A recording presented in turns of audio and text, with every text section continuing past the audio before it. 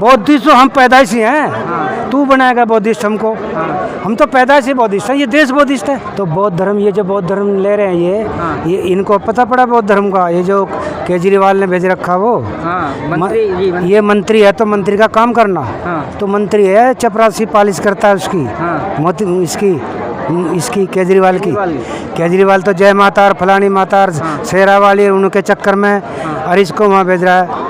ये तो उसका वो जो जूती उठाते हैं ना उसके, वो बना हुआ है। जब धर्म तो उसका होता है जिसका राज होता है, उसका धर्म सुरक्षित उसका होता है। जहाँ 87 देश बौद्धिस्ट हैं इस समय पूरे वर्ल्ड में। तो मंत्री जी तो बोलते हैं कि आज जो मंत्री पद मिला है वो बाबा साहब की देन है, इसी की वजह से आज मैं खड़ा होकर धर्म परिवर्तन करा रहा हूँ तमाम लोगों का। बाबा साहब ने धर्म परिवर्तन की बात करी, सत्ता की बात नहीं करी। ये दलाल है मोदी का, इसका मोदी, ये सारे एक हैं। ये दलाल है इसका केजरीवाल का।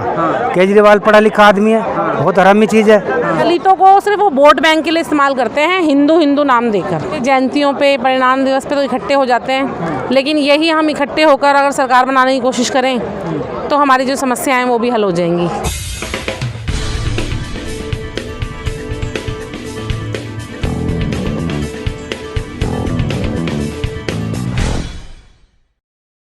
जय भीम, नमो बुद्धाय सभी को। क्रांतिकारी जय भीम। मैं सोनू, दिल्ली कैंट से, और आज यहाँ पे हम मान्यवर काशीराम साहब के जो परिणाम दिवस पे आए हैं, और हमेशा ही आते हैं उनको अपने श्रद्धा सुमन जो है अर्पित करने के लिए।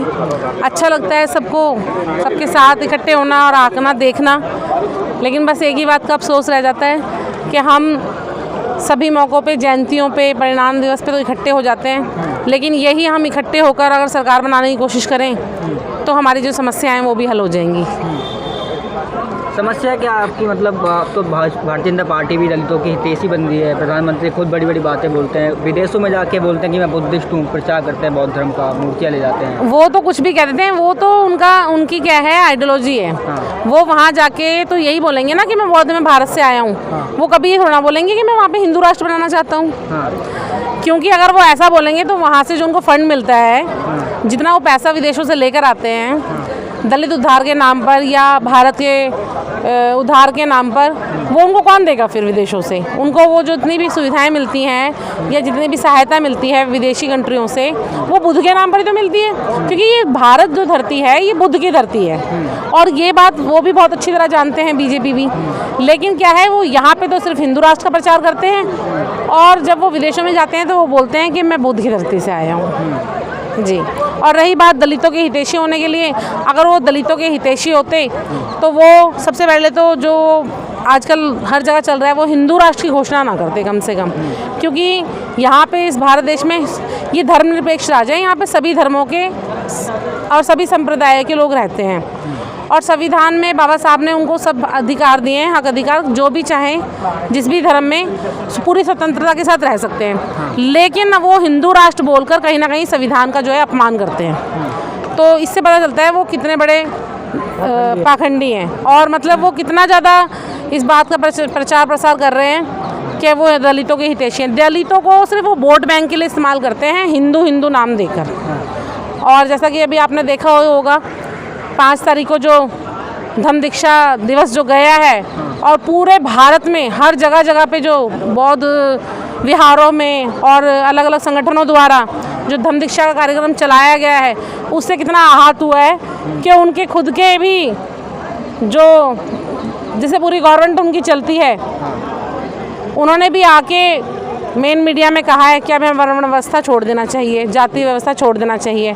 आरएस प्रमुख मोहन भागवत की बात कर रही हूँ। तो क्या अब इतने सालों बाद उनको याद आ रहा है? क्या अब उन्हें ये समझ में आ रहा है कि वर्ण व्यवस्था खत्म कर देनी चाहिए? क्या इतने सालों से जो जाति के आधार पे वो उत्पीड़न करते हैं तब उन्हें समझ नहीं आया? आज ये बोलते हैं हिंदू खतरे में, हिंदू खतरे में, हिंदू खतरे में। असल में हिंदू खतरे में नहीं था, अब हिंदू खतरे में आया है जब इनको लगा है कि हिंदू अब अपने घर वापसी के लिए तैयार हो चुका है।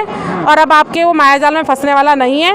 उनको पता चल गया है हमारा जो ऐतिहासिक जो धरोहर है वो बुद्ध का धम्म है और हमें अपने बुद्ध के धम्म में वापस जाना है। अरे मान्यवर साहब काशीराम कहते थे कि धर्म परिवर्तन तब करना सही रहेगा जब अपनी सरकार होगी सत्ता में, जब हम तमाम लोग करोड़ों लोगों को जो है धर्म परिवर्तन कराएंगे।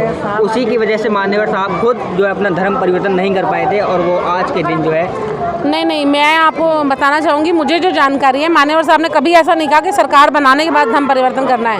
वो तो खुद धर्म में जाना चाहते थे, लेकिन किसी कारणवश और वो किसी कुछ परिस्थितियाँ ऐसे बनी कि वो जा नहीं पाए। यही कारण बताया जाता है उनका, वो नहीं जा पाए। और ऐसा नहीं था कि उन्होंने कहा कि उन्होंने कहीं ऐसी स्टेटमेंट दी हो कि गवर्नमेंट बनेगी तभी जाएंगे। उन्होंने बोला जो अपने घर वापसी का रास्ता है वो भी होता रहे और सरकार को भी बनाने का हमें जो है मकसद वो भी पूरा करना है और सरकार भी हम अपनी ज़रूर बनाएंगे। ये कहा कि मैं बौद्धमय बनाना चाहता हूँ भारत देश को। बौद्धमय। तो बौद्ध धर्म, ये जो बौद्ध धर्म ले रहे हैं ये इनको पता पड़ा बौद्ध धर्म का? ये जो केजरीवाल ने भेज रखा वो मंत्री, ये मंत्री है तो मंत्री का काम करना। तो मंत्री है चपरासी पालिश करता है उसकी इसकी केजरीवाल की। केजरीवाल तो जय माता और फलानी माता और शेरा वाली उनके चक्कर में और इसको वहाँ भेज रहा है। ये तो उसका वो जो जूती उठाते हैं ना उसके, वो बना हुआ है। जब धर्म तो उसका होता है जिसका राज होता है, उसका धर्म सुरक्षित उसका होता है। जहाँ 87 देश बौद्धिस्ट हैं इस समय पूरे वर्ल्ड में। तो मंत्री जी तो बोलते हैं कि आज जो मंत्री पद मिला है वो बाबा साहब की देन है, इसी की वजह से आज मैं खड़ा होकर धर्म परिवर्तन करा रहा हूँ तमाम लोगों का। बाबा साहब ने धर्म परिवर्तन की बात करी, सत्ता की बात नहीं करी। ये दलाल है मोदी का, इसका मोदी, ये सारे एक हैं। ये दलाल है इसका केजरीवाल का। केजरीवाल पढ़ा लिखा आदमी है, बहुत हरामी चीज़ है ये। अगर तुम मंत्री है तो हमारी नरेला विधानसभा है, वहाँ पर कई अरबों खरबों के पट्टे कटे हुए हैं। तू मंत्री है, मंत्री का बच्चा है तो वो दे देना, दिलवा दे। तेरी ताकत है जरा सी रत्ती भर भी, इनकी ताकत नहीं है। ये तो गुलाम है। जो जगजीवन राम ने काम करा बाबा साहब के खिलाफ, वीपी मौर्य, संगप्रिय गौतम, जगन्नाथ पाड़िया, मोहन धारिया, जोगिंदर मकवाना, हीरालाल पवार, ये कुत्ते गुलाम रहे, गांधीवादी रहे। इनके बेड़ा गर्क हो गए, इनके कीड़े पड़ गए, इनकी वंश बेल समाप्त हो गई। काशीराम साहब का नाम पूरे वर्ल्ड में, बाबा साहब का नाम, और बाबा साहब की श्रृंखला में जो ज्योतिया फुले, साहब जी महाराज, गुरु नारायण, पेरियार, ईवी रामास्वामी, अच्युतानंद, बिरसा मुंडा, हजारों आदमी जिन्होंने कुर्बानी दी थी, उनका नाम अमर रहेगा कई हजारों साल तक। तो मंत्री जी अगर गुलामी कर रहे होते तो 10,000 लोगों को थोड़ी बहुत दम कराते। कौन से 10 थे? मैंने देखे नहीं। 10 थे, हजारों की भीड़ थी वहाँ पर। फिर क्या हो गया? क्या हो गया उसमें? वो तो पैसे वो दे रहा है। तू खाने पीने के तो खत्म होगी, नौकरी सब खत्म कर ली, घर नहीं है। मैं कह रहा हूँ नरेला विधानसभा में 2 लाख आदमी जिनके घर है ही नहीं और 40 साल से रह रहे हैं वहाँ पे, तो उसे कौन दिलवाएगा? बौद्धिस्ट तो हम पैदाइशी हैं, तू बनाएगा बौद्धिस्ट हमको? हम तो पैदाइशी बौद्धिस्ट हैं, ये देश बौद्धिस्ट है। ये तो देश बौद्धिस्ट है, मोदी का थोड़ी है। मंत्री जी का काम पसंद नहीं है आपको? नहीं, क्या मंत्री का है वो? अगर मंत्री है तो मंत्री काम करना। ये तो उसकी गुलामी कर रहा है केजरीवाल की। ये गुलाम है केजरीवाल का, कुछ नहीं है। वोट बैंक के लिए कहना चाह रहे हो? वोट बैंक के लिए, हाँ, बहुजन समाज को गुमराह करने के लिए। कुछ नहीं इसकी ताकत। मैं कहता हूँ चल 100 को दिलवा दे। जो नरेला दिल्ली के अंदर कई करोड़ आदमी बिना मकान के रहते हैं और 40 साल से रहते हैं, 25-30 साल, 40 साल, 50, उनका घर ही नहीं है। कहाँ देश है? कहाँ कानून है? कहाँ संविधान? कहाँ संविधान? ये मंत्री है, उसने बेच दिया देश। मोदी ने तो बेच दिया ना, और बेचे जा रहा है वो।